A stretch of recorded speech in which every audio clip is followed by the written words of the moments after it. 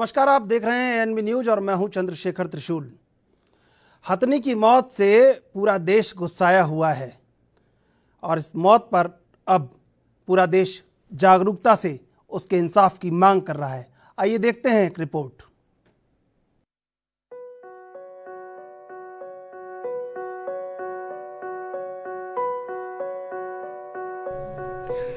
केरल में एक ऐसी घटना सामने आई है जिसे सुनकर आपके रोंगटे खड़े हो जाएंगे। कुछ लोगों ने एक गर्भवती भूखी हथिनी को अनानास के बीच पटाखे डालकर खिला दिए। बाद में ये पटाखे हथिनी के मुंह में फट गए। इस अमानवीय घटना को वन विभाग के कर्मचारी ने अपने कैमरे में कैद कर लिया था। अब इस घटना के फोटो सोशल मीडिया पर वायरल हो रहे हैं। इंसानियत को शर्मसार करने वाली ये घटना केरल के मलप्पुरम जिले की है। यहाँ एक गर्भवती भूखी हथिनी भोजन की तलाश में जंगल के बाहर आ गई थी। भोजन की तलाश में वह गांव में भटक गई। ऐसे में कुछ स्थानीय लोगों ने उसके साथ शरारत की और उसे अनानास में पटाखे भरकर खिला दिया। भूख के कारण हथिनी ने वह अनानास खा भी लिया और कुछ ही देर में पटाखे फटने लगे। ये दृश्य देख किसी भी शख्स के रोंगटे खड़े हो जाएंगे। पटाखों से घायल हुई हथिनी गिर पड़ी। ऐसे में वन विभाग को सूचित किया गया। सूचना के बाद पहुंची रेस्क्यू टीम हथिनी को लेकर चली गई, लेकिन उसे बचाया नहीं जा सका। रास्ते में ही हथिनी ने दम तोड़ दिया और उसके साथ ही उसके बच्चे की भी मौत हो गई। ये दृश्य देखकर रेस्क्यू टीम की आंखों से भी आंसू छलक पड़े।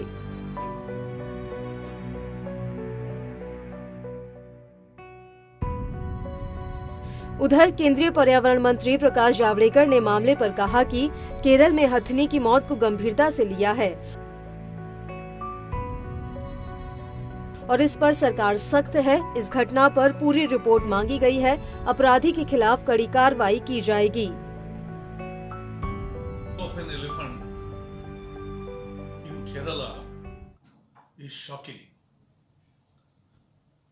If somebody gives firecrackers in pineapple and they get burst in the mouth, and therefore if elephant dies, this is very cruel and this is not Indian culture. Therefore we have taken this killing in Kerala very seriously. For solving the animal-human conflict situation, we have already taken up fodder and water augmentation in forest areas. But this kind of killing is absolutely unacceptable. Uttar Pradesh के cabinet मंत्री ब्रिजेश पाठक ने केरल में हुई हथिनी की हत्या पर कहा कि ये बहुत दुखद घटना है। वहां की सरकार को आरोपियों के खिलाफ कड़ी कार्रवाई करनी चाहिए। वहीं सांसद जगदम्बिका पाल ने कहा कि बेजुबान जानवर की हत्या करना पाप है। राहुल गांधी को आरोपियों के खिलाफ सख्त कार्रवाई करनी चाहिए। बहुत ही दुखद है। जब केरल की घटना की जानकारी हमें मिली है तो पूरा मन हमारा द्रवित हो गया है। उस जो हाथी के साथ जो अमानवीय कृत्य हुआ है उसमें दोषियों को कड़ी से कड़ी सजा मिले। सबसे दुखद पहलू ये था कि वो मादा हाथी जो गर्भवती थी और बच्चे की भी दर्दनाक मौत हुई है पूरी घटना में।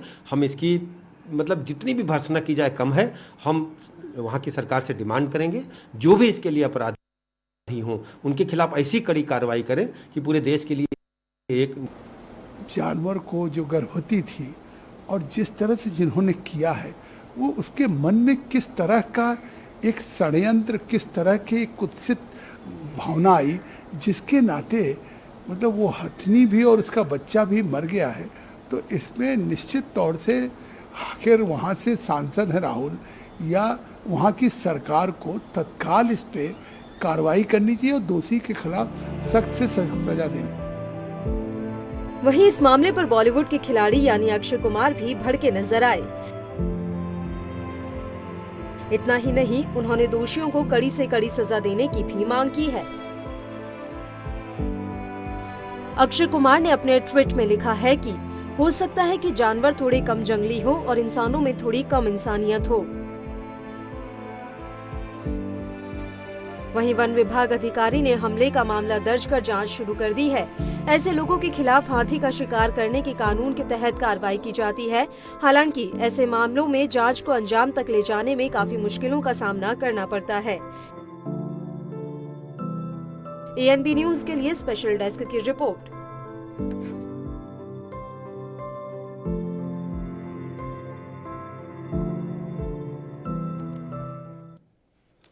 पटाखों से भरा अनानास खिलाने से केरल के मल्लापुरम में हथनी की मौत पर बीजेपी सांसद मेनका गांधी ने अपनी प्रतिक्रिया दी है।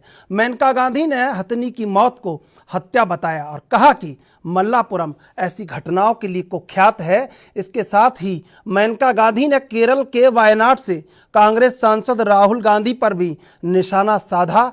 उन्होंने क्या कुछ कहा, आइए सुनते हैं। देखिए, मल्लापुरम जो है वो एक ऐसा डिस्ट्रिक्ट है जो पूरे देश में शायद सबसे ज़्यादा डिस्टर्ब्ड है, जो रोज़ के रोज़ एक ना एक कांड मल्लापुरम से निकलता है। ये जानवरों को तो मारते ही मारते हैं। वहाँ के पंचायत लोग हाथियों को ही नहीं, वो जहर फेंक देते हैं। हज़ारों जानवर एक साथ मर जाते हैं, चिड़ियों को मारते हैं, कुत्तों को मारते हैं। वहाँ रोज़ के रोज़ मारा पीटी होती है। इतने सारे औरतों को मार चुके हैं। ये हिंदू मुस्लिम लड़ाई करके लोगों के बाजू काट देते हैं। बहुत भयानक स्थिति है मल्लापुरम की, और ऐसे लगता है केरला की सरकार उनसे डरती है, क्योंकि वहाँ कोई कार्रवाई होती नहीं है। जो सबसे कमज़ोर एडमिनिस्ट्रेशन के लोग हैं उनको मल्लापुरम भेजा जाता है। अब सवाल ये है कि केरला सरकार करती क्या है। हर साल 600 के करीबन हाथी मारे जाते हैं केरला में, यानी कि हर तीसरे दिन एक हाथी मरता है। हथनी की मौत पर तमाम पूरे देश में जिस तरह का गुस्सा है, उबाल है, और जिस तरह एक गर्भवती हथनी की मौत को अंजाम दिया जाता है, उसको पटाखों से भरा अनानास खिला दिया जाता है, ये एक ऐसी इतिहास की क्रूर घटना है।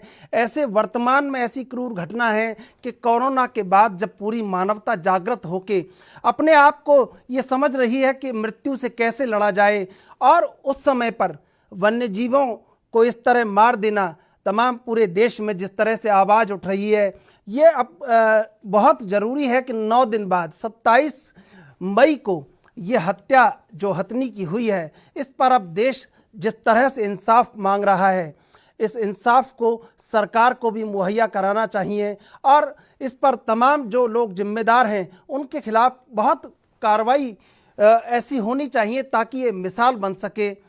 इन तमाम बातों पर आज जिस तरह देश में गुस्सा फूटा हुआ है, आप देखिए गर्भवती हथनी को जिस तरह मार दिया गया है, तमाम कानून धराशायी हो गए हैं, तमाम चीज़ें ऐसी हैं कि जहां इंसानियत बिल्कुल ऐसा लगता है कि इंसानियत मर गई है। पाशविकता का जो ये क्रम है वो इतने चरम पर पहुंच गया है कि एक गर्भवती हथनी को मार दिया जाता है।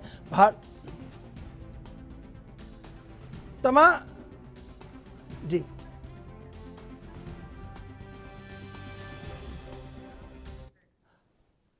हमारे साथ इसी मुद्दे पर चर्चा करने के लिए वरिष्ठ पत्रकार पी जयशंकर हमारे साथ हैं। पी जयशंकर जी, आप मेरी आवाज को सुन पा रहे हैं? हाँ जी, बोलिए। पी जयशंकर जी, स्वागत है आपका एएनबी न्यूज पर। हाँ। पी जयशंकर जी, जिस तरह मानवता शर्मसार हुई है, पाशविकता के तमाम मापदंडों को तोड़ दिया गया है, आप किस तरह देखते हैं इस घटना को? हाँ, ये घटना तो बहुत खराब हुआ है हमारे देश में। ऐसा होना नहीं चाहिए, क्योंकि हमारा जो वाइल्ड लाइफ सिक्योरिटी एक्ट है बहुत स्ट्रिक्ट एक्ट है। जो ऐसा कुछ करता है उसको बहुत 3 साल से 7 साल का जो ये होता है, जेल होता है। लेकिन दुख की बात यह है कि अभी तक इतने सालों तक किसी को भी इस एक्ट के अधीन में किसी को ये किया नहीं गया है, शिक्षित नहीं किया गया है। शिक्षा नहीं मिला उनको। तो इसमें देखना यह है कि जी। हमारा जो फॉरेस्ट डिपार्टमेंट है, पुलिस जी। डिपार्टमेंट है, जी ये डिपार्टमेंट गवर्नमेंट के जब तक ये गवर्नमेंट के कंट्रोल में होता है जी तब तक ये जो हो रहा है अभी, ऐसा आगे होगा ही। इसके लिए पीवी जैसे अमेरिका जयशंकर जी, संवर्ती विधेयक में लाया गया है वन्यजीव अधिनियम को, राज्य और केंद्र सरकार मिलकर बनाती है, अपने निर्धारित गाइडलाइन को तय करती है। बावजूद इसके 9 दिन आज हो चुके हैं और उस गर्भवती हथनी के हत्यारों को कहीं पकड़ा नहीं जा सका है। पूरे देश में उबाल है। न्याय मिलना चाहिए हथनी को और तमाम वन्यजीव जो इसकी राह तक रहे हैं। आप एक हाथी जो उसको अपनी सूंड से जिस तरह जिंदा करने की या उसको देख रहा है, कहीं उसमें सांसें बची हैं, ये संवेदना का और मर्म का सबसे दुखद पहलू है। किस तरह देखते हैं इसको? नहीं, मैं आपको इसी मामले में आपको जी।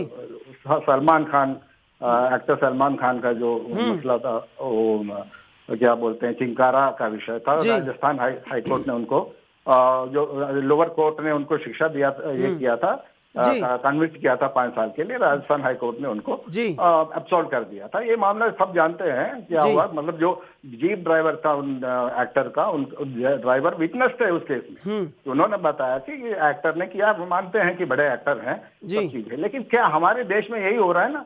मतलब जो ऐसा चीज जो है उसको प्रूव करना बहुत मुश्किल होता है। लेकिन अभी जो आप जिसके बारे में बोल रहे हैं कि अभी तक 7 दिन हुआ, किसी का अरेस्ट नहीं हुआ है। किसी का अरेस्ट इसलिए नहीं हुआ क्योंकि कोई भी वारदात होता है उसके लिए या तो स्ट्रॉन्ग विटनेस होना चाहिए जी, या उसके लिए एविडेंस होना चाहिए जी किसी के खिलाफ। ये ऐसा, मतलब ये नहीं कि केरला में अक्सर ऐसे होता है। ये ऐसा एक बहुत ही रेयर चीज हुआ है। मतलब यहाँ पर बहुत ज्यादा हाथी का जो पॉपुलेशन बहुत ज्यादा है यहाँ पर। लेकिन जयशंकर जी, ये तो तमाम जो निर्ममता की घटनाओं को पार कर गया कि एक मादा हथनी को जिस तरह अनानास खिला दिया जाता है पटाखों से भरा। आपको लगता नहीं है कहीं ये वन्यजीव तस्करी या तमाम जो शिकारी जिस तरह वहाँ पे वन्य क्षेत्रों में सक्रिय हैं, उनसे जुड़ा भी ये मामला हो सकता है? और स्थानीय प्रशासन को तो इसकी पहचान निश्चित रूप से होगी। हाँ, वो तो है ही। मतलब अभी जो केरला गवर्नमेंट जो है वो इसका तहकीकात कर रही है। पूरा पुलिस फोर्स लगा हुआ है, वाइल्ड लाइफ अधिकारी लोग हैं इसके पीछे में लगे हुए हैं। पूरा वहां पर कई जगह ऐसे भी हैं जहां पर हमारे यहाँ पर सीसीटीवी, मतलब जो होता है टीवी का, जो ये भी लगा हुआ है वेस्टर्न घाट के जगह। ये सब जगह लगाना मुमकिन नहीं है, लेकिन ऐसे जगह पर, वल्नरेबल जगह पर लगाया गया। लेकिन ये जो इंसिडेंट हुआ है, ये मतलब शायद साइलेंट वैली में हुआ है। बहुत ही प्रोटेक्टेड एरिया है साइलेंट वैली। तो क्या होता है कि जो हाथी होते हैं, हाथी इनहेबिटेड, जो जहाँ पर लोग रहते हैं, बसे हुए हैं, वहां पर खेती करते हैं, खेत में आते हैं, ये ऐसे करते हैं। तो इसको डराने के लिए कुछ लोग ऐसे पटाखे वटाखे लगाते हैं। ये होता है यहाँ पर पटाखे पर सर आप देखिए, ये तो बहुत ज्यादा एक ऐसी दुखद घटना है कि गर्भवती हथनी की मौत हो जाती है। पूरे देश में उबाल है। केरल देखता रहा है, वहाँ हाथियों से नुकसान भी हुआ है, तमाम बहुत सारी चीज़ें, कई बार गांव के गांव उजड़ जाते हैं। लेकिन ये भी तो निर्ममता के ऊपर है कि कोई इस तरह गर्भवती हथनी को मार देता है और इस तरह का निर्मम कृत्य करता है, तो उसका पकड़ा जाना भी तो बहुत ज़रूरी है। ये देश की संवेदना से परे है सर। पकड़ा जाना ही नहीं, मतलब पकड़ के उनको इतना, मतलब जो मैंने पहले आपसे बताया था कि जो वाइल्ड लाइफ एक्ट का जो 5 से साल तक का जो ये जेल टर्म होता है, पकड़ के अगर लेकिन कोई किसी को ये करने से पहले उसका जो प्रोसीजर होता है ना, जो क्रिमिनल प्रोसीजर होता है, मतलब जो जिसने भी किया है, मिस्टर एक्स ने किया है, तो उसको पकड़ के किसी थर्ड पार्टी को देखना पड़ता है कि हाँ भैया इसने लगाया है, पाइनएप्पल के अंदर में पटाखा लगा के इसने रखा, मैंने देखा है उसको। मतलब ऐसा जो कोई विटनेस आना चाहिए, पुलिस में आना चाहिए, पुलिस इसको तहकीकात करके इसका चार्जशीट देना पड़ता है। तो इसमें समय लगता है क्योंकि ये जो एक सोसाइटी। अच्छा जयशंकर जी एक बात जानना चाहेंगे। केरल तो बहुत एक साक्षरता के प्रतिशत में बहुत आगे है, वहाँ पे बहुत अवेयरनेस है, तमाम चीज़ों को लेके, वाइल्ड लाइफ को लेके भी अवेयरनेस है। 1872 में यूएन ने वाइल्ड एलिफेंट प्रिजर्वेशन एक्ट बनाया था। उसके बाद लगातार संशोधन हुए। अब हाथियों को लेके जिस तरह उनकी सुरक्षा को लेके जिस तरह संरक्षित क्षेत्रों में भी सड़कें निकल रही हैं, वन्य जीवों का जो एक अधिकार क्षेत्र है वो लगातार कम होता जा रहा है। तो सरकार की गंभीरता केंद्र तक इसके प्रति होनी चाहिए, वो गंभीरता कहीं आपको नजर आती है? ये 9 दिन हादसे के हुए सरकार की तरफ से लगातार सरकार बयान जारी कर रही है। केंद्र वहां पे केरल में कांग्रेस की सरकार है, केंद्र में भाजपा की सरकार है, संवर्ती तमाम जो संवर्ती विधेयक है वन्य जीव अधिनियम, लेकिन इसके बावजूद बयान के अलावा कोई गंभीरता आपको जमीनी स्तर पर नजर आ रही है वहां पे या यहाँ पे? मैं आपको यहाँ पर आपको जो ठीक करना चाहूँगा, केरला में लेफ्ट गवर्नमेंट है, कांग्रेस की गवर्नमेंट जी है, जी यहाँ पर लेफ्ट का गवर्नमेंट है। हाँ। और जो फॉरेस्ट एक्ट जो होता है, फॉरेस्ट का जो पूरा हमारे देश में पूरा कंट्रोल होता है सेंट्रल गवर्नमेंट का एक्ट है, मतलब स्टेट गवर्नमेंट में से कोई रोल नहीं है। पूरा कंट्रोल मतलब जो भी कुछ भी करना है वहाँ सेंट्रल गवर्नमेंट ही ये तय करता है कि भाई यहाँ पर रोड बनाया जाए। रोड को तार करना भी मुश्किल है, एक जंगल के अंदर में अगर आप रोड बनाते हैं, सड़क बनाते हैं, सड़क को तार करना पॉसिबल नहीं है, अलाउड नहीं है। जी मैं आपको रोकना चाहूंगा। हमारे साथ नम्रता नारायण सिंह हैं, सोशल एक्टिविस्ट हैं। नम्रता नारायण जी, आप मेरी आवाज को सुन पा रहे हैं? जी बिल्कुल, आपकी आवाज आ रही है। नम्रता नारायण जी, जिस तरह से ये हादसा हुआ है, मानवीय कृत्यों को शर्मसार कर देने वाली ये घटना है, आप कैसे देखते हैं इसको कि आप इसमें क्या एक्शन होना चाहिए? देखिए, सबसे बड़ी बात है कि जहां पर ये घटना घटी है वहां पर केरला स्टेट में जो एलिफेंट है वो उस स्टेट का एक प्रोमिनेंट जो एनिमल के रूप में ट्रीट किया जाता है। वहां पर इस एनिमल को, वो भी प्रेग्नेंट हथनी को मारना एक बड़ी बात है। उसके पेट में एक भ्रूण था, जो कि हम लोगों ने कई पिक्चर्स देखे जिसमें उसका एक बेबी भ्रूण था, उसकी भी हत्या हो जाती है। तो आप समझिए, एक के साथ आपने दो जीवों की हत्या कर। दूसरी बात यह आती है कि हमारे यहाँ डे बाय डे जो हाथियों की संख्या वो बढ़ती जा रही है। क्या जो आज की अगर हम संख्या की बात करें तो 30,000 से कम हाथियां हमारे जो हाथी है हमारे देश में रह गए हैं। तो इस हालात में अगर हाथियों की इस तरह से हत्या होती रहेगी तो हाथी कम होते जाएंगे और दूसरा इनका ट्रैफिकिंग होता है, तो इन सब कंट्रोल। अब जो हमारे पास मैं सुन रही थी कि हम इस पर आप सेंटर और स्टेट पर थोपने की कोशिश करेंगे, लेकिन देखिए सेंटर स्टेट का मामला नहीं है, मामला है क्रुएलिटी का। तो इसमें स्टेट को भी एक्टिवली काम करना होगा। ठीक है कि वहां पर 1960 जो एनिमल एक्ट है वहां पर जो भी इस तरह से अपराध होते हैं एनिमल्स के अगेंस्ट होते हैं उसमें 1960 एनिमल एक्ट लगते हैं, लेकिन अब बात यह है कि स्टेट लेवल पे भी सख्त कार्रवाई हो और जो इसमें आरोपी हैं उनके ऊपर सख्ती से सख्ती उन्हें जेल भेजा जाए। इसमें 5 से 10 साल की कार्रवाई। नम्रता नारायण जी, पूरे देश में आवाज उठ रही है, कैसे क्रूरता से गर्भवती हथनी को मार दिया जाता है।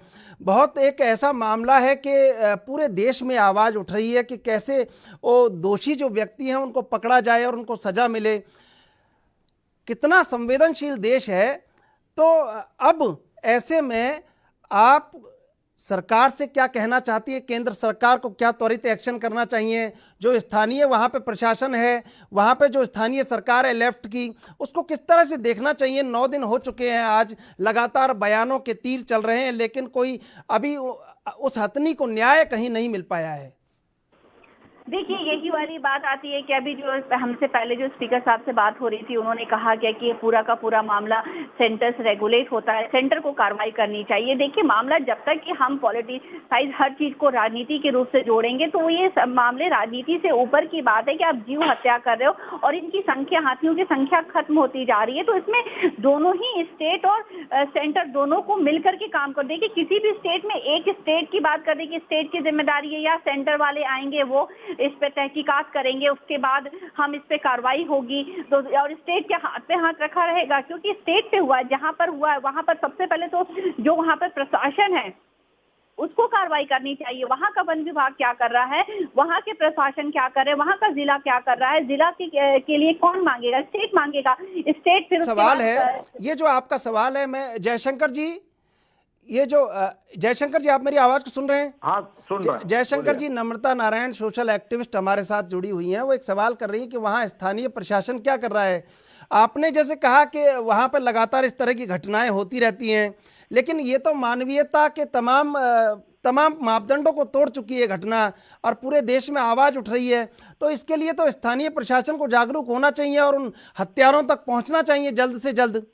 नहीं, मैं आपको करेक्ट करना चाहता हूँ। मैं ये नहीं कहा कि ये अक्सर होता है, अक्सर नहीं होता है, ऐसा होता नहीं है। बहुत मतलब ऐसे पटाखे रखते हैं दूसरे जानवरों को भगाने के लिए, जैसे कि ये होता है डेयर, बहुत चीज आते हैं, हाथी नहीं आते हैं। तो हाथी का जो अब देखें, उसका जो हिस्ट्री देखें तो ऐसा हुआ नहीं, बहुत कम हुआ है यहाँ पर, लेकिन ऐसा दुर्भाग्यपूर्ण घटना हुआ है। लेकिन ये आप नहीं कह सकते हैं कि जो गवर्नमेंट है, जो फॉरेस्ट ऑफिस, फॉरेस्ट डिपार्टमेंट है, वो ऐसे बैठा हुआ है, पूरा तहकीकात कर रहा है। पूरे जो जहाँ पर भी ये लगा हुआ था, जो इंफॉर्मेशन होता है ना, उनका इन्फॉर्मेंट्स होते हैं, उनका भी तरीका होता है तहकीकात करने का, तो वो लोग तो कर ही रहे हैं। लेकिन इतना आसान नहीं होता है कि किसी को पकड़ना, किसी को अगर कोई चार्ज लगाते हैं तो चार्ज के लिए जी। जयशंकर जी, नम्रता जी कुछ आपसे कहना चाह रहे हैं। नम्रता जी कहिए आप। जयशंकर जी, माफी चाहती हूँ, आपको बीच में टोक रही हूँ, मुझे आवाज नहीं आ रही है। नम्रता जी मुझे बताइए सवाल, मैं उनसे सवाल करता हूँ, उनको आपकी आवाज नहीं मिल पा रही। जयशंकर जी से एक सवाल है कि उन्होंने कहा क्या कि जानवरों के लिए पटाखे रख दिए जाते हैं, लेकिन वो उनके लिए रखे जाते हैं जो वाइल्ड एनिमल, जो खतरनाक होते हैं। लेकिन हाथियों की एक टेंडेंसी होती है, वो अपने झुंड में चलते हैं, उनका एक एरिया स्पेसिफिक होता है, वो अपने एरिया में ही रहते हैं। ऐसा नहीं कि कहीं भी घूमते रहते, वो अपने एरिया में ही घूमते हैं। यानी कि उस एरिया, वो लोकेटेड एरिया होता है जहाँ पर हाथियों को रखा जाता है या हाथियों का झुंड रहता है। तो जहाँ भी जिन्होंने इस तरह का काम किया है, उसे अच्छे से पता है कि हाथी यहाँ आते हैं, और इस तरह के अगर कुछ भी आप सामान को रखें तो उसको हाथियों का भी नुकसान होगा। तो ये काम इंटेंशनली किया गया है। जयशंकर जी, हाँ जी, नम्रता जी कह रही हैं कि जिन्होंने ये कृत्य किया है वो जान के किया है और इंटेंशनली किया है, उनको पता है ये बात। और हाथी जिस तरह वहाँ एक लोकेटेड एरिया में रहते हैं, जो पटाखे वहाँ पे रखे जाते हैं वो जानवरों को डराने के लिए रखे जाते हैं, जो छोटे जानवर होते हैं, जो ज़्यादा हिंसक जानवर होते हैं। लेकिन ये तो जान के किया गया कृत्य है, तो स्थानीय प्रशासन को तो इसकी जानकारी होगी निश्चित रूप से। हाँ, ये बात सही है। मतलब ये नहीं कि ऐसे जगह पर पटाखे रखना नहीं चाहिए, ये बैंड चीज है। ये यहाँ पर पटाखे रखना, कोई गवर्नमेंट परमिशन दिया नहीं है किसी को ऐसे करने के लिए। ऐसा करते हैं, गलत काम करते हैं, नहीं करना चाहिए ऐसा काम। ठीक बात है। ऐसा, हाँ जी, ठीक है। जयशंकर जी, हमारे साथ बने रहने के लिए धन्यवाद। नम्रता नारायण जी। जी सर। अब पूरे देश में गुस्सा है, तमाम बॉलीवुड से लेके सोशल एक्टिविस्ट, तमाम ऑर्गेनाइजेशन, वाइल्ड लाइफ के ऑर्गेनाइजेशन इस बात पे मुखर हो चुके हैं कि वो हत्यारों को जल्द से जल्द पकड़ा जाना चाहिए। एक हथनी के प्रति संवेदनशील ये देश जिस तरह से अपनी संवेदनशीलता का परिचय देता है, तो लगता है कि इस देश में कितनी अभी जड़ें मजबूत हैं। अब स्थानीय प्रशासन जिस तरह की देरी कर रहा है, इसको किस तरह देख रहे हैं? लगातार लोगों में उबाल है इसको लेकर। देखिए, इसमें पूरा का पूरा अगर ठिकरा फोड़ा जा सकता है तो वो स्थानीय प्रशासन पर है, वहाँ का जन विभाग जो है, जो वन विभाग है उस पर है, जो वहाँ जिला प्रशासन है, क्योंकि जिला प्रशासन का सबसे काम करता है। क्योंकि ऐसे जो पटाखे रख दिए जाते हैं, वो टेंडेंसी जिनकी रेगुलर होती है वो इस तरह से करते हैं। अगर उनके ग्रुप को इस तरह से, जो भी नेक्सलाइट ग्रुप है या कोई अदर ग्रुप है, तो उसको अगर पकड़े सरकार, जो प्रशासन है, उनसे पूछताछ की जाए तो जरूर जो इन्होंने इस तरह का कृत्य किया है वो निश्चित रूप से आपका कहना है कि कहीं ना कहीं पता है स्थानीय स्तर पे और इस बात को दबाने का प्रयास किया जा रहा है। लेकिन नम्रता जी, जिस तरह अब संरक्षित क्षेत्रों में रोड सड़कें जा रही हैं, लगातार ये जो अंधाधुंध विकास हो रहा है, आधुनिकीकरण तेजी से बढ़ रहा है, वन्य जीवों का जो अधिकार क्षेत्र है वो कम होता जा रहा है, तो ये तो उनके अधिकार पे चोट है। अभी कोरोना में जिस तरह इलाके सुनसान हो गए थे, कई शहर सुनसान हो गए थे, जब कोई नहीं दिखा तो जानवर शहर में सड़कों तक आ गए थे, तो कहीं ना कहीं जानवर भी छटपटा रहा है, वो कहीं घुटन में है कि उसका अधिकार क्षेत्र बहुत छोटा हो रहा है। तो सरकार आज कैसे बचाया जाए उनके अधिकार क्षेत्र को? जी बिल्कुल, इस पर तो देखिए दोनों ही सरकार, केंद्र और जो राज्य सरकार है, उनको सोचना पड़ेगा कि आप जो संरक्षित एरिया, जो रिजर्व एरियाज हैं, उस पर आप कंस्ट्रक्शन बंद करवाएं, वहां पर आप ट्रेसपासिंग बंद करवाएं। अगर इस तरह से इलीगल एक्टिविटीज होती है उसको हम, देखिए मैं किसी पर आरोप तो नहीं लगाती, लेकिन एनजीटी और कई बार बीच बीच में वो एक्टिव होते हैं, लेकिन अगर तकनीक से वो एक्टिव हो जाए तो क्या आप किसी भी कंजर्वेटिव जो एरिया होते हैं उन पर क्या आप कंस्ट्रक्शन कर सकते हो? नहीं कर सकते हैं। अभी आपने सही कहा कि लॉकडाउन के दौरान हमने देखा कि किस तरह से ऐसी चीजें जो कि विलुप्त हो गई थी, जो पिछले कई सालों से नहीं दिख रही थी, वैसी कई हमें बर्ड्स दिखी। कई जगह आपने देखा होगा कि एनिमल सड़क पर आ गए। तो इनके लिए जब हम जगह नहीं छोड़ेंगे तो वो बेचारे जाए, और जाए तो जाए कहाँ? हम डेवलपमेंट करने की बात कर रहे हैं, लेकिन डेवलपमेंट का मतलब ये नहीं है कि हम पूरे के पूरे पर्यावरण को ही खतरे में डाल दें, क्योंकि ये हमारे जीवन पे भी असर करेंगे। और फिर हमारा आगे का जनरेशन क्या देखेगा? क्या हमारा जनरेशन वाइल्ड लाइफ से बिल्कुल अछूत हो जाएगा? आप कहीं भी चले जाइए तो अब जी नम्रता जी, एनजीटी ने, नेशनल ग्रीन ट्रिब्यूनल ने जिस तरह तमाम नोटिस स्थानीय राज्य सरकारों को दिए हैं, तमाम स्थानीय प्रशासन को दिए हैं, लेकिन उसकी तो अनदेखी हो रही है। वहाँ कोई ये देख ही नहीं रहा है कि एनजीटी का नोटिस है, पर्यावरण क्लियरेंस नहीं है, उसके बावजूद भी जिस तरह माइनिंग हो रही है वन क्षेत्रों में, जिस तरह तमाम वहाँ पे वनों की कटाई हो रही है, तो इसके लिए कोई तो जिम्मेदार होना चाहिए, कहीं से तो आवाज़ उठनी चाहिए। एक हथनी की मौत नहीं है ये उन तमाम लोगों की, उन जानवरों की मौत है जिनके अधिकार क्षेत्र छोटे होते जा रहे हैं। बिल्कुल, आप देखिए कि हमारे देश में आज की डेट में कितने लायन बचे हुए हैं, कितने टाइगर बचे हुए हैं। आप अगर एक संख्या निकालें तो कितने दिन पर दिन वो खत्म होते जा रहे हैं। और जहां तक एनजीटी का सवाल है, देखिए मैं सवाल उठा रही हूं और ये मुद्दा बनता है तो मुझे कोई दुख नहीं है, क्योंकि एनजीटी सिर्फ अपना एक खाना पूर्ति करता है कि जगह जगह उन्होंने नोटिस दे दिया कि ये नोटिस चला गया। नोटिस के बाद कार्रवाई कितनी होती है ये आप देखिए ना। तो ये एक सवाल है जिस पे एनजीटी को देखना पड़ेगा, वन विभाग को काम करना पड़ेगा। नम्रता जी पूर्व वन संरक्षक हैं हमारे साथ, डॉक्टर RBS रावत। रावत साहब, आपका स्वागत है एनवी न्यूज चैनल में। धन्यवाद, नमस्कार। रावत साहब, आप देख रहे हैं जिस तरह से ये क्रूरता की सारी हदों को तोड़ दिया गया है, मानवता के सारे मापदंडों को चकनाचूर कर दिया गया है। कैसे देखते हैं? एक गर्भवती हथनी को मार दिया सिर्फ इस बात के लिए कि उन्हें क्या फ़ायदा होना था, या उनके किस उनको वन्य जीव की तस्करी करनी थी, या उन्हें क्या करना था। तो ये किस तरह देखते हैं कि ये तो बहुत ज़्यादा खतरनाक है देश के लिए? ये बहुत ही दंडनीय एक अपराध है।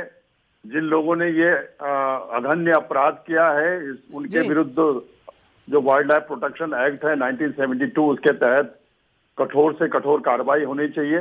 अन्यथा इसी के जैसे ये हुआ है उसी के अनुसरण करके लोग भी करते रहेंगे। और क्योंकि हाथी एक बहुत ही दुर्लभ प्रजाति है, शेड्यूल 1 की प्रजाति है, इनके विरुद्ध सख्त से सख्त कार्रवाई वन विभाग, केरल सरकार को करनी चाहिए। सर, आपसे जानना चाहेंगे रावत साहब कि जो 1972 में वन्यजीव संरक्षण अधिनियम बना था, उसमें 2003 में संशोधन भी हुआ, तमाम दंडों को कड़ा किया गया, लेकिन बावजूद इसके वन्य जीवों की तस्करी नहीं रुक रही है। वन्य जीवों के जो अधिकार क्षेत्र हैं उस पर कहीं कटौती की जा रही है।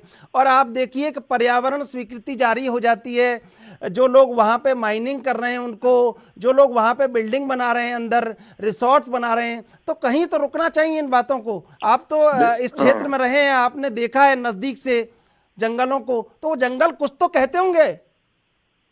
हाँ, बिल्कुल कहते हैं। पहले तो मैं परिचय दे दूं, मैं डॉक्टर RBS रावत, प्रमुख मुख्य वन संरक्षक उत्तराखंड रहा हूं।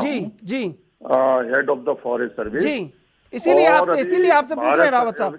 अभी भारत सरकार के कतिपय में सलाहकार के रूप में और अध्यक्ष के रूप में भी कार्य कर रहा हूँ। जी, ये जहां तक देखिए 2-3 बिंदु आपने उठा दिए हैं अपने प्रश्न में। सबसे पहले तो किसी भी प्रजाति के लिए जिसे प्रवास प्रबंधन, हैबिटेट मैनेजमेंट कहते हैं, वो अच्छे ढंग से वन्य जंतु जो प्रतिपालक जिस प्रांत के भी हों, जैसे इस मामले में केरला के, उनको हैबिटेट मैनेजमेंट बहुत अच्छे ढंग से करना चाहिए। उनकी संख्या को देखते हुए, वहां पर लोगों के जो भी बाहर से जैविक दबाव होता है उसको ध्यान में रखते हुए, अब रहा जहां तक जो नियमावली 2003 की बनी है उसके तहत जो कार्रवाई, सख्त से सख्त कार्रवाई जब होगी तो निसंदेह उसका अनुकूल प्रभाव अन्य अपराधों पर भी पड़ेगा।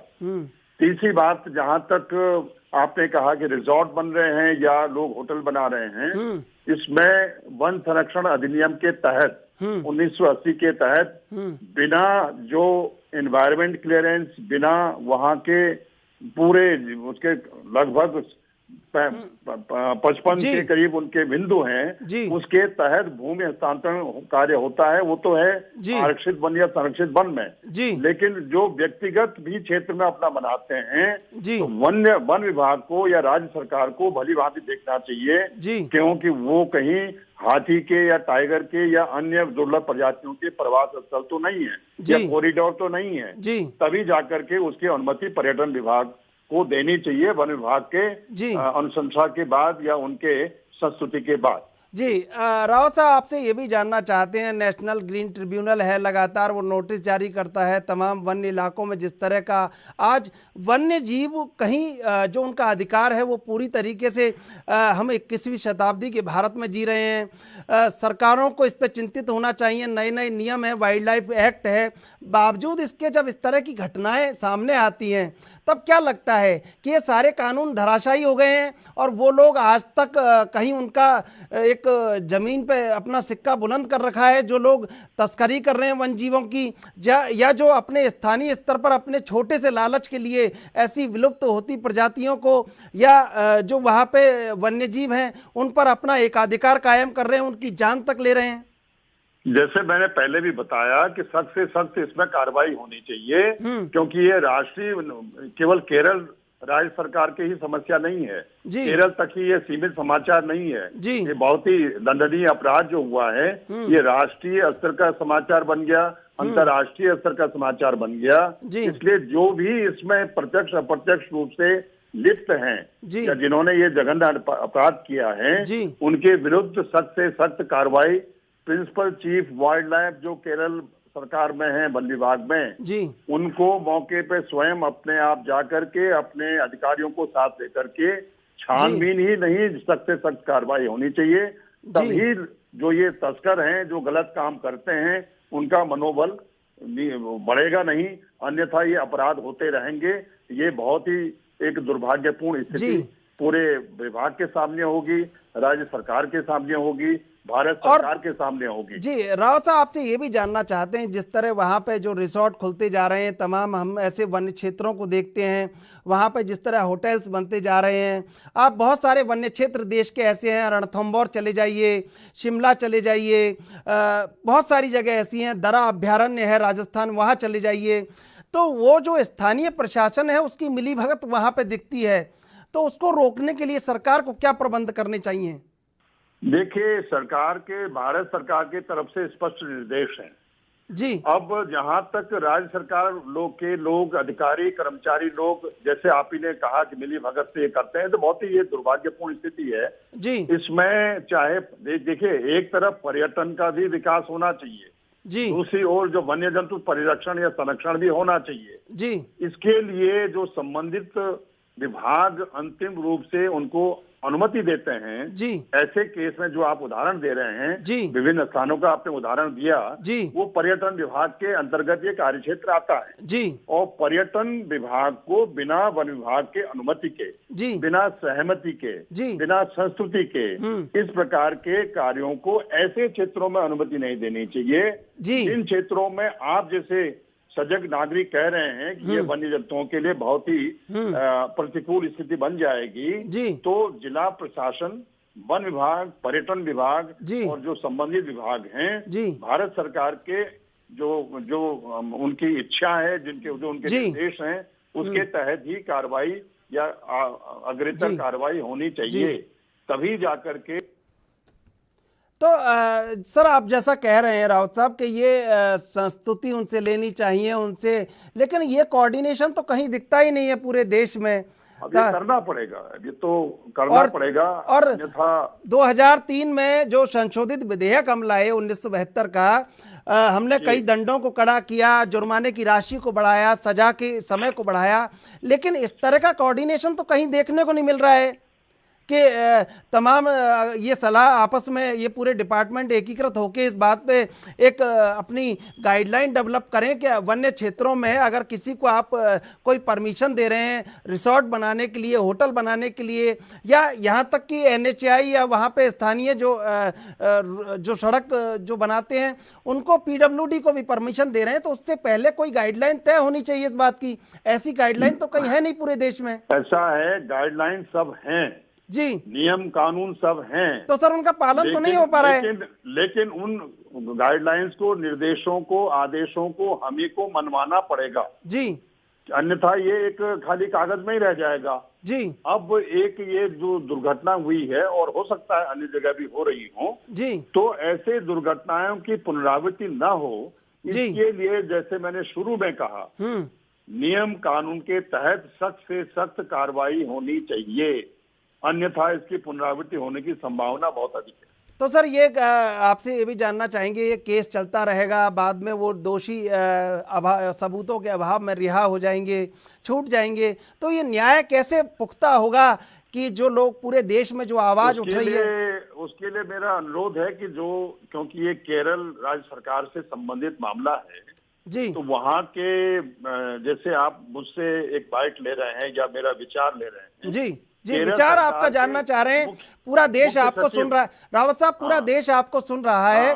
पूरे देश में जिस तरह का गुस्सा है, मैं कहना चाह रहा हूँ, केरल सरकार के मुख्य सचिव, प्रमुख मुख्य वन संरक्षक जी और प्रमुख मुख्य संरक्षक वन्य जंतु से आप तुरंत संपर्क करके उनकी राय, उनके जो विचार हैं वो लेना ही नहीं है, बल्कि ये सुनिश्चित भी करना है जी कि जिन लोगों ने ये जघन्य अपराध किया है उनके विरुद्ध ये कार्रवाई करने के लिए क्या कर रहे हैं जी।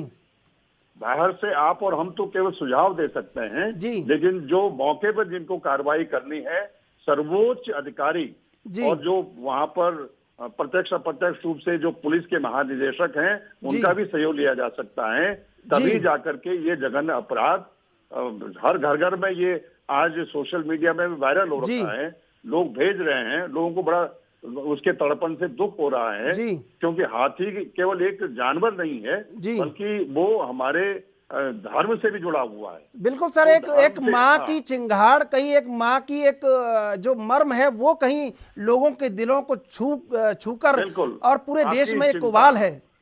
आपकी चिंता बहुत ही प्रशंसनीय है, लेकिन मेरा अनुरोध यही है कि राज्य सरकार केरल को सख्त से सख्त कार्रवाई करनी चाहिए और यदि राज्य सरकार करने में अक्षम होते हैं, नहीं कर पाते हैं, तो भारत सरकार को इसमें कड़ी से कड़ी कार्रवाई करने के लिए उनको बाध्य करना चाहिए। राव साहब, आपसे ये भी जानना चाहेंगे, अब देश में कैसे इस बात के लिए पुख्ता एक प्रबंध हो, कैसे एक गाइडलाइन डेवलप हो कि समवर्ती विधेयक है, राज्यों को भी अधिकृत किया गया है कानून बनाने के लिए, केंद्र सरकार का भी कानून है, तो ये कैसे गाइडलाइन एक डेवलप हो कि वन्य क्षेत्र संरक्षित हो जाए पूरी तरीके से और वन्य जीवों को जो उनकी अधिकार है जंगल में जीने का, वो अधिकार उनका कहीं सुरक्षित हो जाए?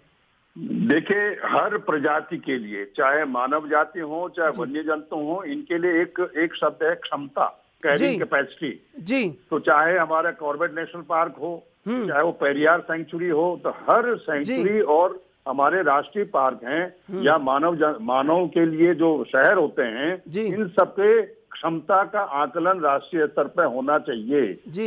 अब जहां तक वन्य जंतु पर हम लोग बातचीत कर रहे हैं, वन्य जंतु के लिए भी हमारे पास मापदंड हैं कि हमारे एक हाथी के लिए लगभग कितना क्षेत्रफल चाहिए, कितना हेक्टेयर या वर्ग किलोमीटर चाहिए। यदि एक टाइगर है, कोई एडल्ट टाइगर है, पूरा विकसित एक शेर है, टाइगर है, तो उसको कितना क्षेत्र चाहिए। तो पूरे जो ये वन्य जंतु प्रतिपालक हमारे संबंधित प्रांतों के हैं, उनको सब ये आंकड़े एकत्र करके राष्ट्रीय स्तर पे वहां पर एडिशनल डीजी, महानिदेशक, अपर महानिदेशक जो वन्य जंतु हैं, उनको राष्ट्रीय स्तर पर चिंतन करना चाहिए, मंथन करना चाहिए और आवश्यकता पड़े तो पहले के जो दिशा निर्देश हैं उनकी पुनः उसको देखते हुए, उनके रिव्यू करते हुए, यदि आवश्यकता हो तो आगे दिशा निर्देश स्पष्ट देने चाहिए ताकि देश को भी पता चले, लोगों को भी, आप जैसे नागरिकों को भी पता चले, मीडिया को पता चले या हमारे जैसे वरिष्ठ नागरिक को पता चले कि हम लोग न केवल मानव जाति के लिए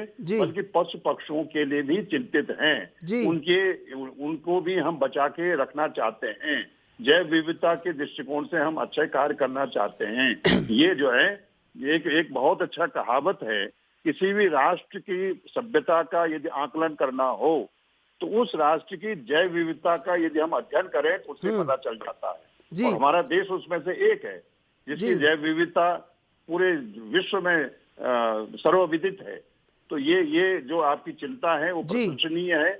आप इस संदेश को अधिक से अधिक लोगों को पहुंचाइए। जी बिल्कुल, एएनबी इसको लगातार प्रचारित कर रहा है और लगातार उन हत्यारों के खिलाफ सजा की मांग कर रहा है, उनकी गिरफ्तारी की मांग कर रहा है, उनके कड़े दंड की मांग कर रहा है। रावत साहब, आप जंगलों में बहुत लंबे समय तक रहे हैं, आपने बहुत नजदीक से उनको देखा है।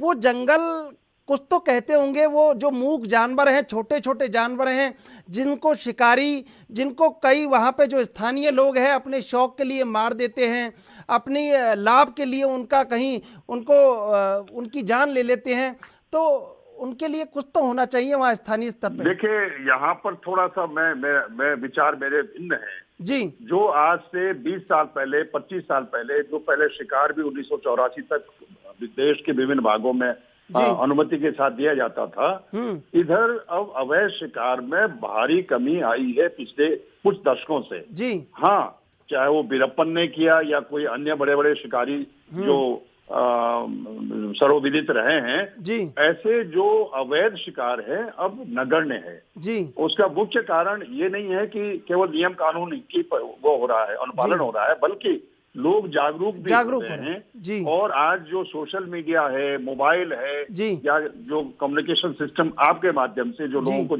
जानकारी मिल जाती है, उसका बहुत बड़ा योगदान है। तो इसमें राष्ट्रीय स्तर पर चिंतन मंथन समय समय पर होना चाहिए जी। हमारे ऐसे अपराधों की पुनरावृत्ति न हो, और यदि कोई ऐसे अपराध करते हैं जी, तो उनके विरुद्ध सख्त से सख्त कार्रवाई होनी चाहिए। राव साहब, आपने भी जब इस घटना को देखा होगा कि कैसे गर्भवती हथनी की मौत होती है और कैसे एक माँ की चित्कार पूरी दुनिया तक पहुंच जाती है और उसके लिए इंसाफ की मांग उठने लगती है, तो ये आपको भी लगा होगा कि कहीं ना कहीं बहुत बड़ा। हमारे घर में मेरी पत्नी, मेरे पिताजी हैं, मैं भाग्यशाली हूँ, मेरे पिताजी भी हैं, अभी हैं, मेरे साथ ही रहते हैं जी। मेरी बहू, क्योंकि आपका स्काइप कुछ आपके यहाँ जो वीडियो सिस्टम है कुछ प्रॉब्लम, तकनीकी खराबी आ गई जी, तो वो आईटी एक्सपर्ट है, तो सभी लोग बड़े चिंतित हैं, बड़े दुखी हैं। तो आपको क्या कहा रावत साहब, आपके पिताजी ने इस मौत पर कुछ तो कहा होगा कि जो आप कह रहे, जो आपने कहा कि वन विभाग ने क्या किया, वन विभाग को इसमें कार्रवाई करनी चाहिए जी, सरकार को कार्रवाई करनी चाहिए। और क्योंकि महिलाएं हैं उनको ज्यादा ममत्व की, क्योंकि वो ये भी बताया गया कि जो गर्भवती थी हमारी जो हथनी जी, उसके लिए आप और हम पुरुष लोग उतना महसूस नहीं करते हैं जितना ममत्व के कारण माँ लोग करते हैं जी। उनको बहुत ही दुखी हैं, बहुत द्रवित हैं, बहुत ही चाहे नाश्ते में चाहे शाम को खाने में इसी बात पे बात हो रही थी, इसमें सख्त से सख्त इनके विरुद्ध कार्रवाई होनी चाहिए। आप तो भारत सरकार की तमाम समितियों में हैं और आपको कहीं आपका भी एक स्थान है कि आप कोई सलाह दें तो उस पर भारत सरकार कार्रवाई करे या उसको मानेगी। तो आप जब ये सोचेंगे कि कैसे आने वाले समय में हाथियों को एक वाइल्ड एलिफेंट, यूएन ने प्रिजर्वेशन एक्ट भी बनाया है, कैसे हाथियों को न्याय मिले आसाम से लेके केरल तक, तो इसके लिए क्या आप सलाह सरकार को देंगे? इसमें 3 बिंदुओं पर मैं अपने विचार देना चाहूंगा। सबसे पहले जो मैंने पहले कहा कि हर प्रजाति के लिए कितनी जगह चाहिए, कैरिंग कैपेसिटी, उसका आकलन होना अति आवश्यक है। असंख्य संख्या में हम लोग हाथी नहीं पाल सकते हैं, हाथियों को नहीं बचा सकते हैं जी। क्यों कि जंगलों की संख्या, जंगलों का जो क्षेत्रफल है वो सीमित है जी। नंबर 2, जैसे आए दिन होता है कि जानवर बाहर आ गए, चाहे वो पर्वतीय क्षेत्रों में भालू और ये लेपर्ड है जिसको वहाँ पहाड़ में बाघ कहते हैं, टाइगर है, हाथी है या अन्य प्रजातियां जो बाहर खेतों में आ जाते हैं जी। तो उसके लिए ये आवश्यक है कि जो हमारे जो प्राकृतिक वन हैं उसमें जो प्राकृतिक प्रजातियां इन जानवरों के लिए, विशेष रूप से हाथी जैसे जानवरों के लिए, और उससे कहीं ना कहीं शेर भी, उसका भी फूड चेन में कहीं महत्व है, क्योंकि यदि हमारे चारा वहां पे होगा, पत्तियां होंगी, तो निसंदेह जो मृग प्रजाति है वो उनकी संख्या अधिक होगी, और जब उनकी संख्या होगी तो शेर भी वहीं रहेगा। तो ये एक फूड चेन इसको बोलते हैं। ये हमारे फूड चेन में फिर वन प्रबंधन के दृष्टिकोण से, वन्य जंतु परिरक्षण के दृष्टिकोण से प्रबंधन में भी अभी हमको सोचना पड़ेगा, विचार करना पड़ेगा, परिवर्तन लाने की कोशिश ही नहीं, परिवर्तन करना पड़ेगा। इसी को हम यदि कोविड से भी जोड़ें, कोविड के जो जिसके वजह से इतना आज एक स्वच्छ वातावरण, नीला आकाश अधिकांश लोग पहली बार देख रहे हैं, चाहे दिल्ली में है, चाहे देहरादून में है, या आप चंडीगढ़ में है, नोएडा में है। और तो ये जो प्रकृति के साथ हमने खिलवाड़ किया है, उसके वजह से जो हमारे प्रदूषण हुआ, चाहे ध्वनि प्रदूषण, चाहे वायु प्रदूषण, चाहे जल प्रदूषण, चाहे मृदा प्रदूषण, और इन प्रदूषणों को ध्यान में रखते हुए वन्य जंतु लोग बाहर आ गए, तो वन्य जंतुओं के लिए चिंता हमारे। बिल्कुल बिल्कुल ठीक बात है। हमारे साथ नम्रता नारायण सोशल एक्टिविस्ट है। नम्रता जी आपको मेरी आवाज आ रही है? हाँ बिल्कुल आ रही है। नम्रता जी, अभी हमारी रावत साहब से बात हो रही थी, जिस तरह का संवेदनशील पहलू, जिस तरह माँ की चित्कार पूरी दुनिया में पहुंच गई है, और कहीं वो माँ इंसाफ मांग रही है, उसका जो बच्चा कहीं गर्भ में मर गया वो इंसाफ मांग रहा है। कैसे देखते हैं? देश में उबाल तो है, लेकिन सरकारें महज नियम बना के रह जाती हैं, और वो नियम जंगल में जंगली कानून जैसे हो जाते हैं। देखिए, सबसे बड़ी बात है कि एक बच्चे की हत्या उसकी माँ के मतलब पेट में ही हो गई है, तो एक बहुत बड़ी बात है कि वो बच्चा बाहर नहीं निकल पाया। और इस तरह से देखते हैं कि जो हमारे हाथियों की संख्या दिन प्रतिदिन घटती जा रही है, कम होती जा रही है, ये अपने आप में एक बड़ा सवाल है। तो दो एस्पेक्ट यहाँ पर काम कर रहे हैं। एक तो हम सामाजिक तौर पर देखें कि एक बच्चे के साथ जहाँ पर एक मानवता शामिल है, दूसरी चीज है कि हमारा जो जो संख्या है वाइल्ड लाइफ में जो हाथियों की है वो घटता जा रहा है। तो एक बहुत बड़ी बात है, और वो वहां पर हुआ है जहां पर कि जो स्टेट एनिमल में जो एलिफेंट है उसके लिए जाना जाता है। तो ये बड़ी बात है कि एक हाथी की हत्या हुई जबकि वो एक प्रेग्नेंट थी। जी, लेकिन देखिए, तमाम बातें उठती हैं। अब पूरा देश इस समय गुस्से से उबल रहा है, न्याय की मांग कर रहा है। आज 9 दिन हो गए, ऐसी बात नहीं है स्थानीय प्रशासन को पता नहीं होगा, लेकिन अभी तक भी जो कार्रवाई है वो ऐसे चल रही है जैसे सरकारी फाइलें चलती हैं। तो कैसा लग रहा है, एक माँ की चित्कार कब तक पहुंचेगी कानून के कानों में कि उन हत्यारों को पकड़ा जाएगा? नम्रता जी, देखिए, जिस तरह से रवैया चल रहा है वहाँ पर जिला प्रशासन का, वन विभाग का, जो जिला से जुड़े हुए वन विभाग है वहाँ पर, और स्टेट भी इस तरह से जो ढीले तरीके से काम कर रही है, उससे इस तरह से कार्रवाई नहीं हो सकती है। देखिए, जो इस तरह से जघन्य अपराध करते हैं उनको पता होता है, कहीं न कहीं वो नोटिफाइड होते हैं, सख्ती करने की जरूरत होती है। अगर कोई नक्सल है तो भी प्रशासन की नजर में होता है, तो कोई यूं ही आकर के पटाखे नहीं रखता है। और जहाँ पर ये घटना घटी है, हाथी हमेशा अपने एक एरिया में होता है, जो एक स्पेसिफाइड एरिया उनके लिए लोकेटेड होता है, वहां पर रहते हैं, यानी कि इंटेंशनली किया गया है। और अगर सख्ती से इस मामले पर कार्रवाई की जाएगी तो जरूर जो लोग इसमें शामिल हैं, डायरेक्ट और इनडायरेक्ट, वो पकड़े जाएंगे। उसकी मंशा क्या रही इस तरह की घटना करने के पीछे, वो जानना बहुत जरूरी है। क्योंकि हमारे यहाँ पोर्चिंग के कई केसेस आए हैं, तो पोर्चिंग पर कितनी कार्रवाई होती है, ट्रैफिकिंग पर कितनी कार्रवाई होती है। दिन प्रतिदिन जो वाइल्ड लाइफ एनिमल है वो घटते जा रहे हैं। हम पर्यावरण की बात करते हैं, लेकिन पर्यावरण को लेकर के एनजीटी हमेशा एक नोटिस देकर खानापूर्ति करती है। तो ये सब जो खानापूर्ति जब तक चलेगा तब तक किसी तरह की कार्रवाई की हम उम्मीद नहीं कर सकते हैं। नम्रता जी, आप सोशल एक्टिविस्ट हैं, तमाम पूरे देश को देख रही हैं। 2 घटनाएं ऐसी हैं जिन्होंने पूरे देश को झकझोर के रख दिया। एक तो रेलवे स्टेशन पर एक बच्चा मरी हुई माँ के कंबल में घुस के बार बार उसको देख रहा है कि वो जाग जाए, और दूसरी घटना कि एक हाथी जब वो हथनी मर चुकी है तो उसको सूंड से कहीं देख रहा है कि वो जाग जाए। ये घटनाएं कहीं मानवता पे कितनी कड़ी चोट नहीं कर देती हैं, और सरकार को नहीं लगना चाहिए कि इन पर जल्द से जल्द कार्रवाई हो, तो देश में जो मानव का अधिकार है, जो कहीं समाज का अधिकार है, जो कहीं सार्वभौमिक अधिकार है, उसकी सुरक्षा का कहीं पुख्ता इंतजाम हो। कैसे लगा इन दोनों घटनाओं को जब आपने देखा? तो देखिए, जो आपने पहली वाली बात कही कि लॉकडाउन के दौरान एक जो स्टेशन पर एक महिला पड़ी हुई थी और उसके साथ 2 बच्चे थे और कंबल के नीचे बार बार माँ को देख रहे हैं, कभी उसको कंबल ढक रहे, कभी उसकी साड़ी के साथ। जो अमूमन एक बच्चा अपनी माँ के साथ खेलता है, वो तो खेल रहा है, उसे क्या पता कि उसकी माँ तो मरी हुई पड़ी हुई है, समझे।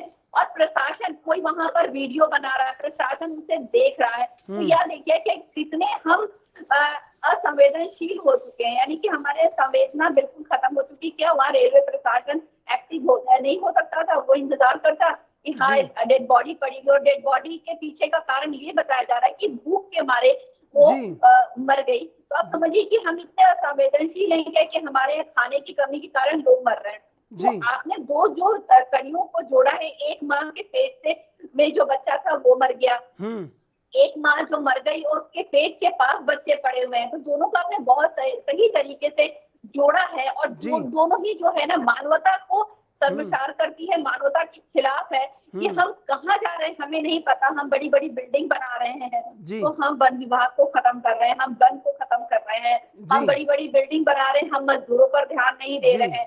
तो ये जो लॉकडाउन में बहुत ऐसी चीजें हमारे सामने आई हैं जो प्रकृति को दिखाई कि प्रकृति क्या मांगती है। हमारे जो यहाँ पे कई ऐसे हमारे वाइल्ड लाइफ एनिमल्स दिखे हमें, ऐसे कई बर्ड्स दिखे जो कि अब दिखे सालों बाद, यानी कि आप कहें कि एक डिकेड के बाद हमें ऐसे बर्ड्स दिखे। तो आप समझिए कहाँ छिपे पड़े, पॉल्यूशन की वजह से, ये शोरगुल की वजह से कहाँ छिपे पड़े हुए हैं। और वो शहरों तक आ गए, जब शहर सुनसान हुए तो शहरों तक आ गए। कहीं उनको लगा कि ये रास्ता भी मेरा है, ये जंगल भी मेरा है, ये शहर भी मेरा है। वो जिस प्रेम की तलाश में है, उस प्रेम से फंसाकर इंसान उन्हें जब मार देता है तो कहीं मानवता शर्मसार हो जाती है। आपको लगता है ये बात?